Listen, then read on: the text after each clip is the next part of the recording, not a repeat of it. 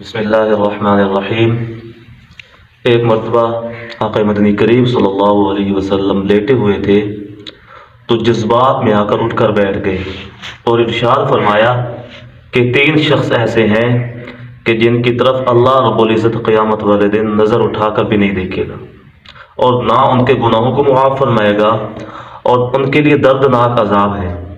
اور حضور صلی اللہ علیہ وسلم نے یہ جملہ 3 مرتبہ ارشاد فرمایا۔ حضرت ابو ذر غفاری رضی اللہ تعالیٰ عنہ بیٹھے ہوئے تھے،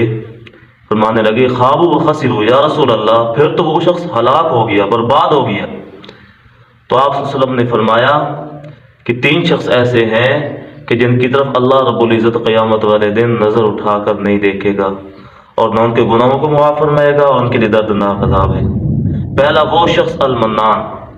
کہ جو احسان کرتا ہے، پھر احسان کو جتلاتا ہے، کسی پر احسان کیا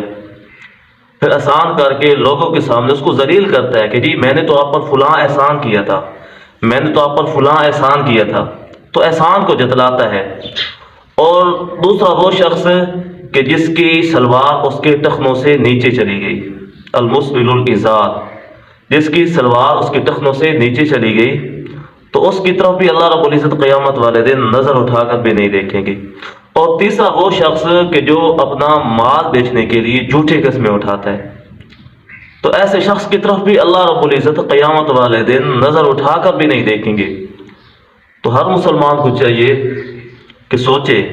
کہ کہیں میرے اندر تو کوئی ایسا گناہ یا ایسی خامی نہیں پائی جاتی